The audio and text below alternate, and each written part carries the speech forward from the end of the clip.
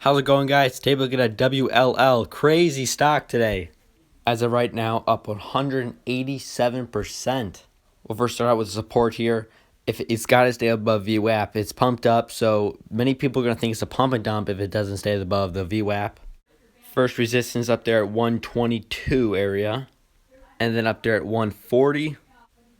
And who knows, maybe we'll see a push back up to 310. That would be sweet.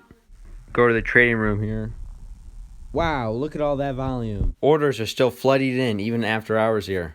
115 also looks like resistance here. Alright, for my prediction, again, buy and sell when you want. But if it holds VWAP and holds levels, we could easily see a push back up with the amount of FOMO that could be going on. Alright guys, remember to always take your profits. Alright, that was ticker symbol WLL.